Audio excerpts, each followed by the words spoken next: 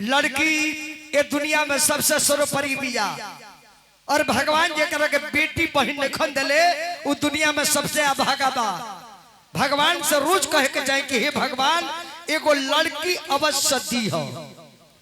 कौन कारण बस लड़की ना भई अपना भाई के लड़की के कन्यादान करी, अपना बहन के लड़की भगनी के कन्यादान करी, या गांव पंचायत में बहुत गरीब के लड़की बाड़ी जौने को दान करके अपन कल्याण करी। यही से जान ली जी रहुआ हमारे साथ में है। दुगोला जंक्शन में आपका स्वागत है। नाले के कितना कन्यादान कर चुकल बनी? 4 गो गरीब के लड़की पोसले बानी। सही बात। सिवान जिला के एमपी एमएलए चेयरमैन गइलो तो अकील खराब हो गए रहे। हमारे गांव का मुखिया हरेंद्र चौधरी कहतर महाराज जी रुआ बेटी नहीं खे काम कर ना आई हम गए पोसले बानी। ये महाराज दूसरा के बेटी में हाथ ना कोइले बानी। ई जानी गरीब बानी लेकिन दिल का राजा है। रुआ गरीब बनी आजान जी 4 व्हीलर गाड़ी 9 लाख के दिले बानी, 13 गो अंगूठी दिले बानी। रौरा ऊ धनिक बाप बनी, ऊ धनिक बन जिन बाप बन को उतना धनिक नहीं। ऐसे कन्यादान दिले बानी निर्मला जी। बाप हमा बेटा जन्मा दिले, हमहू लड़का जन्म बनी तो लड़का हक हिस्सा खातिर बा, लेकिन लड़की बुढ़ापा के सहारा जाना मेरा बेटा पतो घर से निकाल देला, वृद्धाश्रम में छोड़ देला। लेकिन सुनले बनी कि कौन बेटी अपना माई के बाप के वृद्धाश्रम में छोड़ ले ओके माई फोन के के पापा भैया से लड़ाई कर ले के का जरूरत बा और आ जाए या मम्मी के ले ले जौन जूरी तन हम खिया दे। वह बेटी के जब बारात आवेला दरवाजा पर जब बारात लगला ध्यान से सुने सबे तो सबसे पहले को गीत होला आंख से आंसू गिर जाला। दरवाजा पर जब लगेला पापा समाधि मिलन रौरा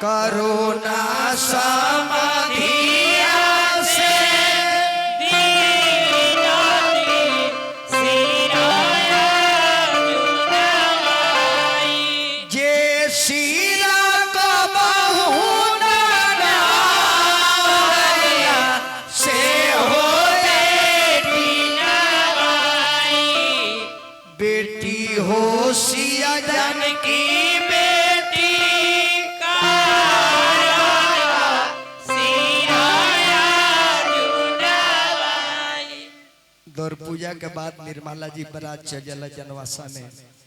यहाँ लड़की के घर से धूर्छक के पानी जाला बेसेकर कम कर दी शर्मा जी एक में टेबल डाली। लड़की के घर से धूर्छक के पानी जाला और से लड़का पार्टी के तरफ से लड़की के नहवान के कपड़ा वेला। और लड़की जब आंगन में निर्मला जी नहाले ना तब महतारी के देह में आग लग जाला कि सब दिना बेटी नहले बिया, लेकिन आज लोग नहवावत है घर से निकाले खातिर। अरे जल्दी से ना हाला हो बेटी, जल्दी छोड़ा हो गानिया। अरे दुआरा पर आइले हो बेटी, तो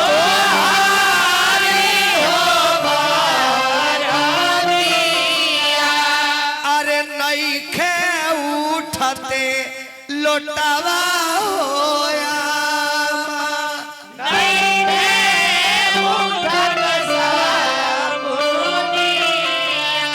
अरे कैसे के न हई है होया तोहारी हो बाबुनिया। अरे माई बड़े बड़े बुना पड़ू है रे माई। अरे माई की कर बबुनी भी जादू है रे माई।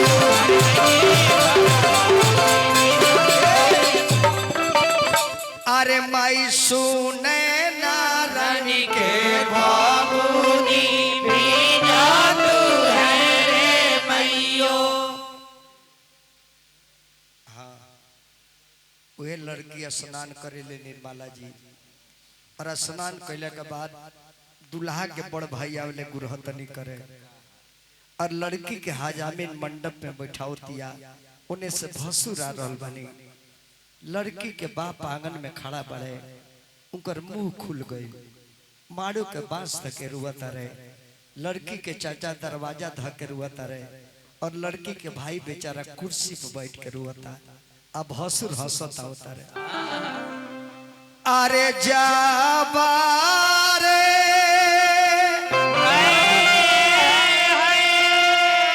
साजना हो लोगावा आइले होया गाना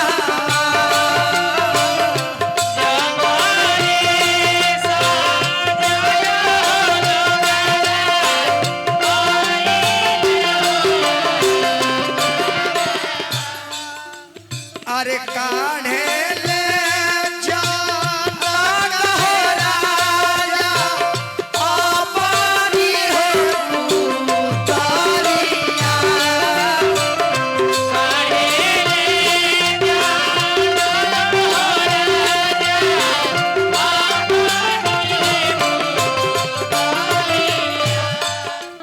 अरे देखे ले साजना हो लोगा गिरे ले मुरुरे छाइया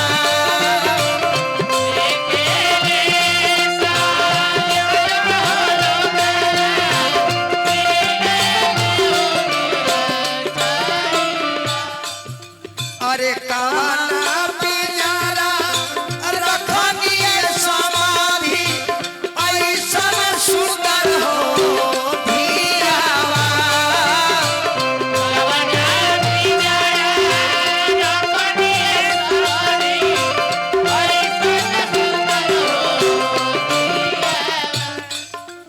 अरे रोवे ले जाना गहराया लगा धुनी हो केसिया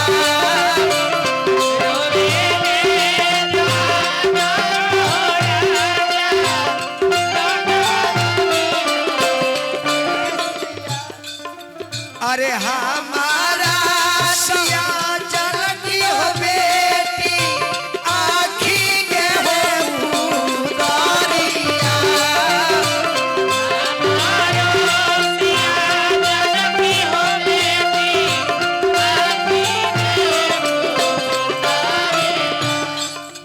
अरे दीनावा हरे बेटी भूखिया हरी आसिया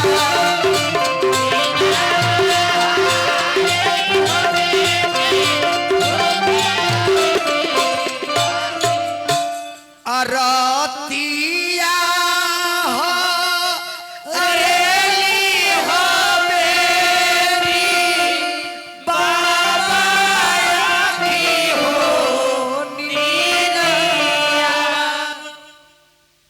गहना चढ़ा के भसुर चल जाले तो अंगना में दुल्हा के बुलावल जाला।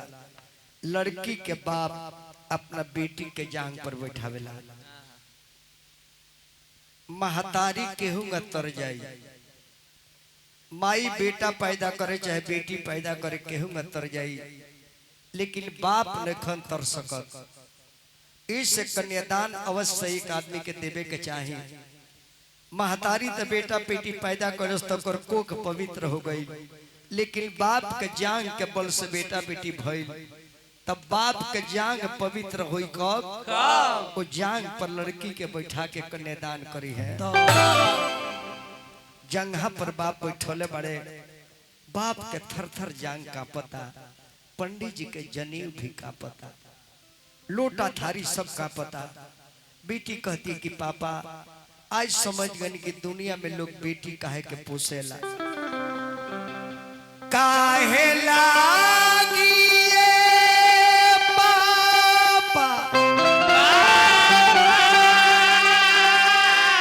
अरे पोखरा खोनावनी अरे काहे के बनवले बानी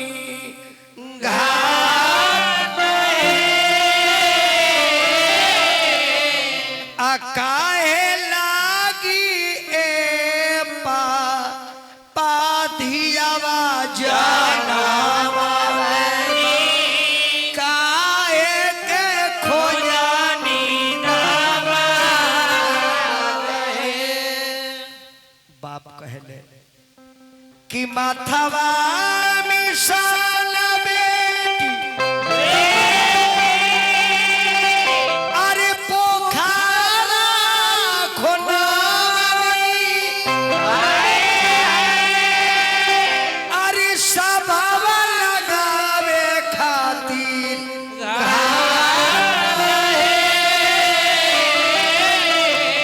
आ दुनिया बसावे खातिर बेटी जानवा पौआ पखरे के दावा। तब लड़के कल की समझ गए पापा जब रुआ यह करे के रहल तो हमरा के बेटा काहे कहते कि बेटा हो बेटा हो, आज बेटी बन गई पापा, हमहु बेटा रहती तो एक दिन देखे के ना मिली।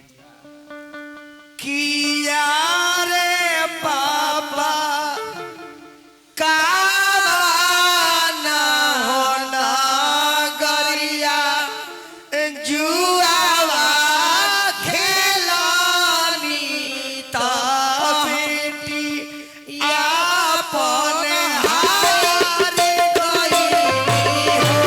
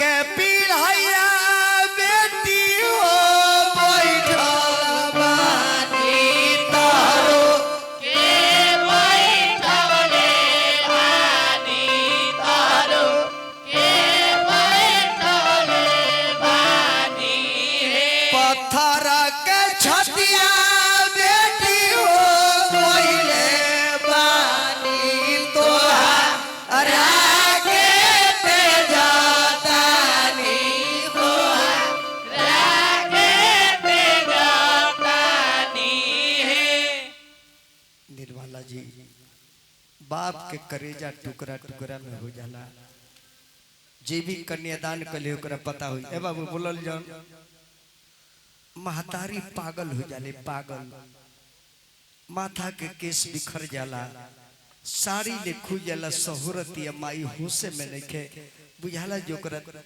देह में आग लागल बा बाप जब रोएले निर्मला जी तो लड़की के लिए पापा पापा मत रोइए पापा आपकी आंख से आंसू पापा मैं बर्दाश्त नहीं कर पाऊंगी मत रोइए पापा तो बाप के लिए बेटी का करी समझ में नहीं खे आओ तो लड़की के लिए पापा आंगन में से बाहर मत निकली जागले रहिया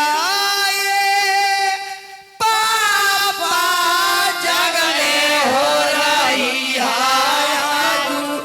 घरवा चोरवा होई है घरवा चोरिया होई है चोरावा के नमवा बेटी बाताई हो दे तू कवन चोरवा चोरिया करी है कवन चोरवा चोरिया करी है चोरावा के नैयावा रामचंद्र चोरवा है चोरवा चोरिया करी है उहे चोरवा चोरिया करी है वो बेरा आंगन के रौनक बिल्कुल खराब हो जाला वो आंगन में 1 मिनट रहे के ब्यासी मन न करे जितना हाईलाइट जरेला इ सारा डेकोरेशन रोवे लागेला हेल बाप कहले कि बेटी का हो गई शाम के माहौल का रहुए ई बेरा का हो गई कवन गारा हलवा बेटी हो साझे बेरिया लगी हो गईले साझे बेरिया लगी हो गईले कवन गारा हलवा भी भीनु सार पवन गरहनवा भीनु सार कवन गारा हलवा बेटी हो रउआ बीचवा लगी हो गईले मड़वा बीचवा लगी हो गईले कब होई है उगारी रे हमार कब हईले उगारी रे हमार चंदा गारा हलवा पापा हो साझे बेरिया लगी हो गईले साजे बेरिया लगी हो गईले सूरज गारा हलवा भी सार सूरज गरहनवा भीनु सार बेटी गारा हलवा पापा हो रउआ बीचवा लगी हो गईले मड़वा बीचवा लगी हो गईले होई गईल उगारी न तोहार होई गईले उगारी रे तोहार जब बेटी रोले तो बाप कहले कि बेटी अब मत रोआ बर्दाश्त नहीं के हो काहे इतना रोता किया तो हारा घोटाल बेटी अनाथ सो